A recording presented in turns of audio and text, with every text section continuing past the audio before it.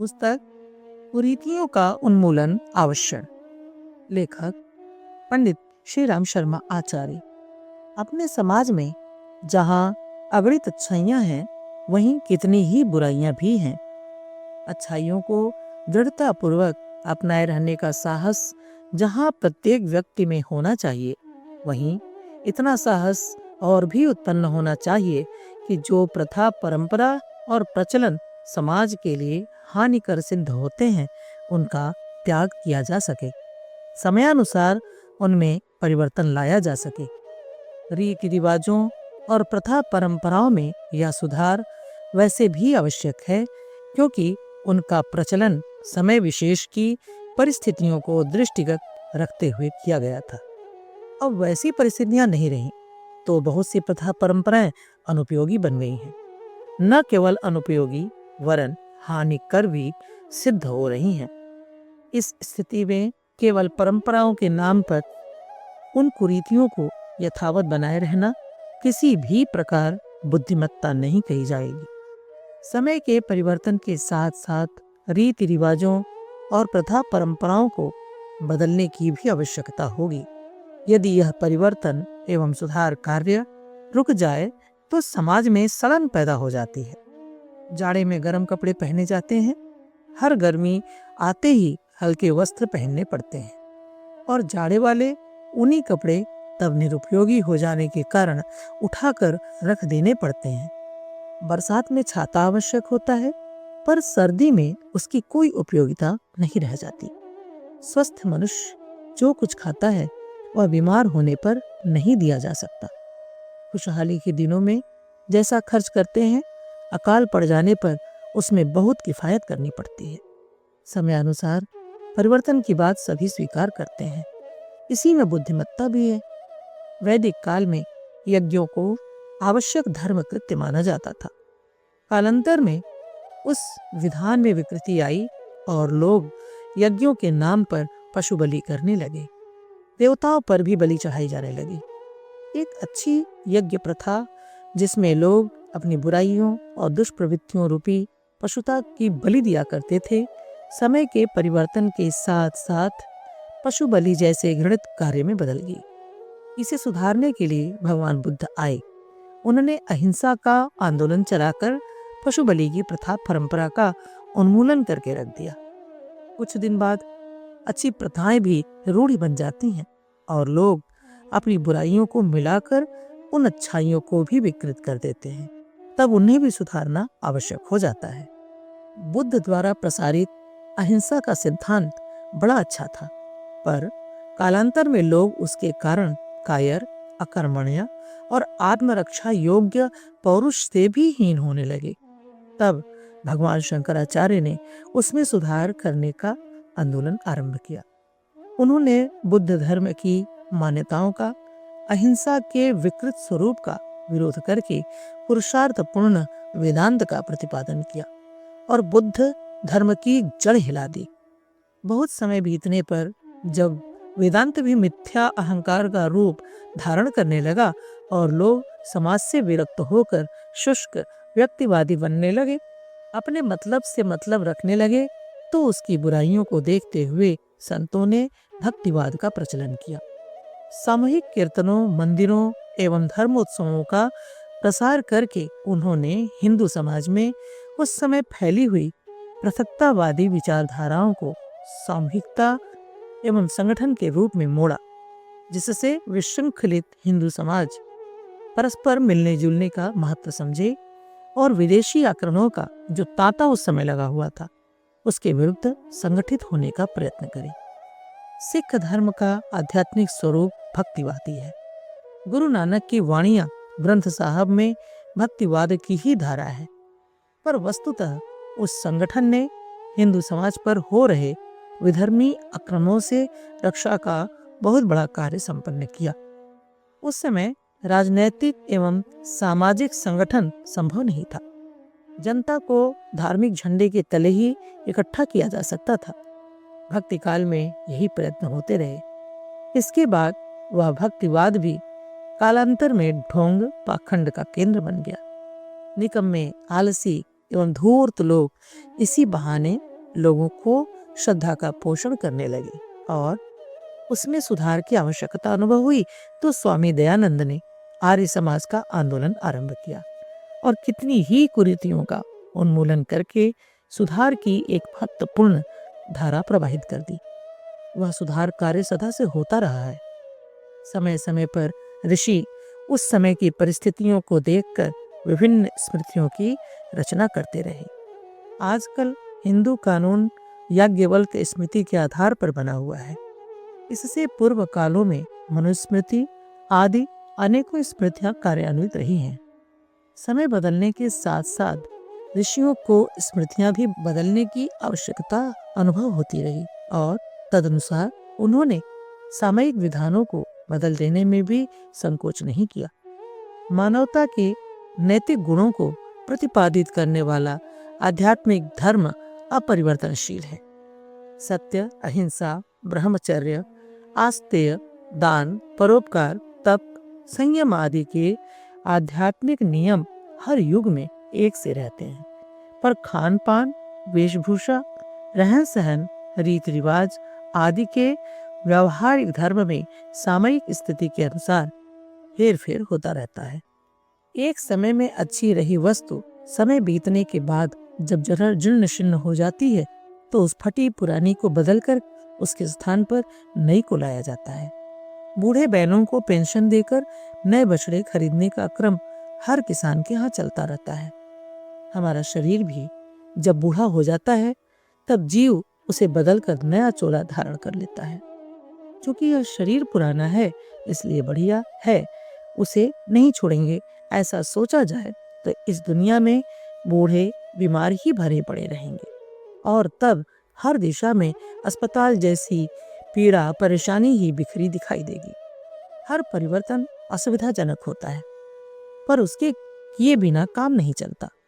सरकारी कर्मचारियों की बदली होती रहती है तो उसमें कुछ अड़चन और परेशानी जरूर होती है, पर यह अनिवार्य है।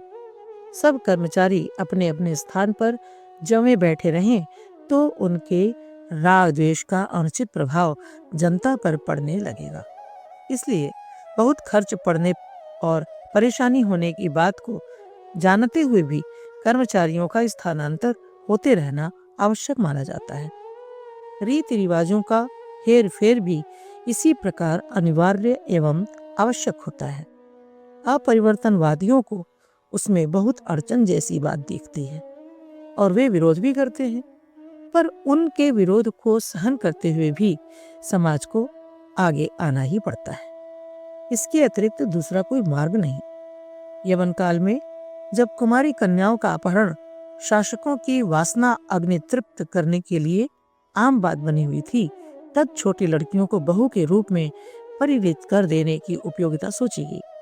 यद्यपि उससे होने वाली शारीरिक और मानसिक हानि को सब लोग समझते थे, पर अपहरण जैसे आघात को सहने की अपेक्षा वह कम महत्व की समझी गई और बाल विवाह चल पड़ा।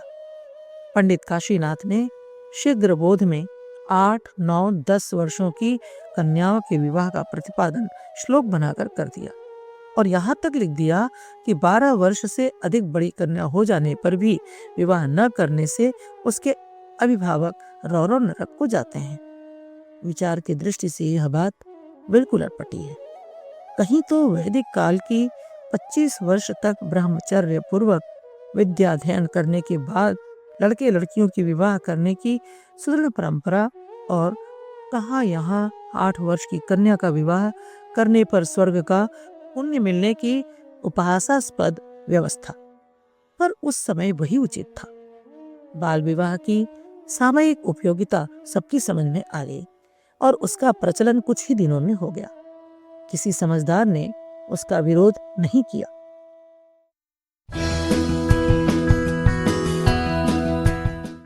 पुस्तक कुरीतियों का उन्मूलन आवश्यक। लेखक पंडित श्री राम शर्मा आचार्य।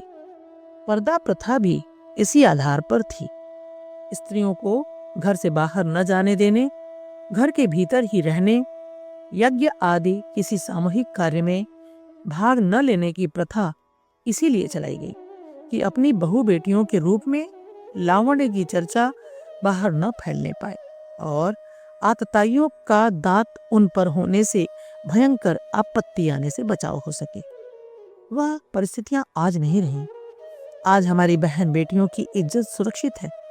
फिर बाल विवाह और पर्दा प्रथा की क्या उपयोगिता रह जाती है? यह तर्क किसी काम का नहीं कि यह पुरानी प्रथा है। ब्रह्मचर्य पूर्वक 25 वर्ष तक विद्या अध्ययन करके विवाह करने वाली बात को एक समय बदलकर बाल विवाह जैसी अटपटी बात को स्वीकार कर लिया गया, तो अब वैसी परिस्थिति न रहने पर सनातन वैदिक परंपरा को पुनः लाने में क्यों आपत्ति होनी चाहिए? पर्दा भारतीय संस्कृति के सर्वथा विपरीत है। प्राचीन काल की महिलाओं के रहन सहन का वर्णन धर्म ग्रंथों में मिलता है। उनमें पर्दा का कहीं संकेत भी नहीं है। चित्रों में भी कोई प्राचीन काल की भारतीय नारी घूंघट काढ़े नहीं दिखाई देती। फिर मध्यकाल की एक सामाजिक प्रथा को हम अतीत से चली आने वाली सनातन प्रथा की तुलना में क्यों महत्व दें? पर्दा प्रथा और बाल विवाह की कोई उपयोगिता किसी भी दृष्टि से जब दिखाई नहीं देती, तो उनके लिए आग्रह क्यों किया जाए? इसी समय संग्रहित धन को सुरक्षित रखने बैंक जैसे कोई विश्वस्त संस्थान न थे। घर में धन रहने से चोरी होने का डर रहता था। इसलिए अपनी संग्रहित कमाई को सोने चांदी के जेवर बनाकर हर घड़ी अपने साथ रखते थे और शरीर पर धारण किए रहते थे। आज स्थिति भिन्न है। बैंकों में पैसा सुरक्षित भी है, ब्याज भी मिलता है, जबकि जेवर बनाने में टाका बट्टा, मजूरी, टूट फूट, घिसन आदि में नुकसान भी बहुत होता है। साथ ही शत्रुता, ईर्ष्या, देखा देखी से गरीबों को भी उनकी आशंका जगने से किसी भी प्रकार धन प्राप्त करने की अभिलाषा चोरी, डकैती, हत्या आदि का खतरा पैदा करती है। गंदगी बढ़ती है एवं नाक में पहने जाने वाले जेवरों से तो सांस लेने एवं नासिका छिद्रों की सफाई तक में बाधा पड़ती है, जो आरोग्य की दृष्टि से बहुत हानिकारक है। इन बुराइयों को जानते हुए भी, जेवर की अनुपयोगिता समझते हुए भी यदि हम केवल प्रथा परंपरा के आधार पर उसे अपनाए रहते हैं, तो इसमें कौन सी बुद्धिमत्ता की बात कही जा सकती है? मृत्यु भोज की बड़ी बड़ी दावतें देने की प्रथा उस समय चली होगी जब बार बार अकाल पड़ते थे और भूखे प्यासे लोग अधिक रहते थे। तब मृतात्मा की शांति के लिए भूखे प्यासों को भोजन करा के पुण्य प्राप्ति की बात सोची जाती होगी। आज जब यार दोस्तों को भूखे प्यासे अकाल पीड़ितों के स्थान पर दावत खिलाने बुलाया जाए, तो इसमें खाने वाले और खिलाने वाले का क्या गौरव रह जाता है? जिस घर में एक व्यक्ति को मरे 15 दिन भी नहीं हुए हैं, वहां शोक सांत्वना देने के स्थान पर दोस्त लोग दावत उड़ाने और उस बेचारे के घर को खाली करने जा पहुंचे, तो इसमें क्या भलमनसाहत की बात है? एक व्यक्ति के मर जाने से परिवार की क्षति होना स्वाभाविक है। इस पर भी बड़े प्रीति भोज का भार उस परिवार पर पड़े तो उसकी आर्थिक स्थिति और भी बिगड़ेगी। सताए को और सताने की बात इस प्रथा से मरे को मारे शाह मदार वाली कहावत ही चरितार्थ होती है। ऐसे रिवाजों को इसलिए जारी रखा जाए कि इसकी प्रथा चली आ रही है, तो यह मानसिक दुर्बलताएं क्यों कर उचित कही जा सकती हैं? भूत पलित के नाम पर सियाने दीवाने कैसा भ्रम जंजाल उत्पन्न करते हैं।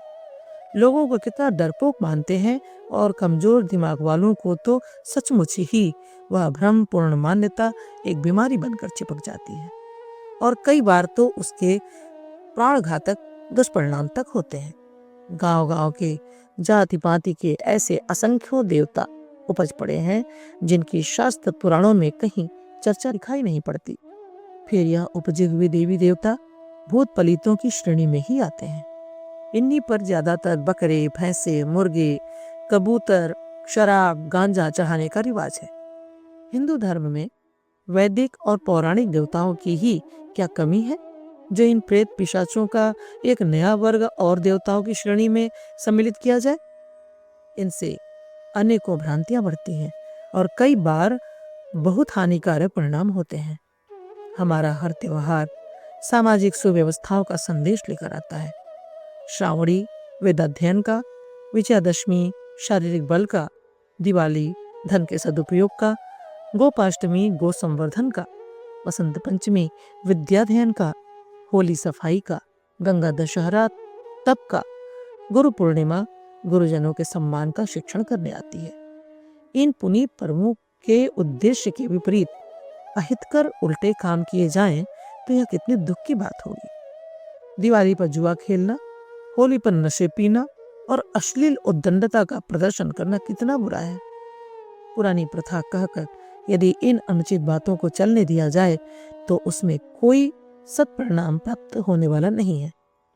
इस तरह की न जाने कितनी कुरीतियां परंपराओं के नाम पर चल रही हैं और उनका पालन करने में ढेरों समय, श्रम व धन नष्ट हो रहा है। इस अपव्यय को रोककर यदि उस समय श्रम एवं धन को उपयोगी रचनात्मक कार्यों में लगाया जाए तो इसमें सत्परिणाम समाज के उत्कर्ष में सहयोगी बन सकते हैं और इस नियोजन से भारी मदद मिल सकती है। इसके लिए आवश्यकता है समाज में विचारशीलता उत्पन्न करने की, परंपराओं के प्रति नहीं विवेक के प्रति आग्रह उत्पन्न करने की। कहना नहीं होगा कि विवेक के प्रति आग्रह का अभाव सोचने, समझने, करने की पद्धति में निकृष्टता का समावेश हो जाने से है। चिंतन और विचार में आई निकृष्टताओं के कारण ही अपने समाज में आज अगणित दुष्प्रवृत्तियां संव्याप्त हैं। असंख्य उलझी हुई समस्याएं सामने हैं। कष्ट, कलह और शोक संताप के असीम कारण मौजूद हैं। इन विकृतियों के दुष्परिणाम पग पग पर भुगतने पड़ते हैं। मनुष्य पतित और दुष्ट बनता जा रहा है। अपने और दूसरों के लिए विपत्तियां और विभीषिकाएं उत्पन्न कर रहा है। इस समस्त विशृंखलता की जड़ में व्यापक दुर्बुद्धि ही उफनती दिखाई देती है। चिंतन का स्तर निकृष्टता के दलदल में फंस जाने से उत्पन्न विग्रह की चीख पुकार से ही आज दसों दिशाओं में कोहराम गूंज रहा है। संसार में न तो वस्तुओं का अभाव है और न अनुकूल सुखद परिस्थितियों में कोई कमी आई है।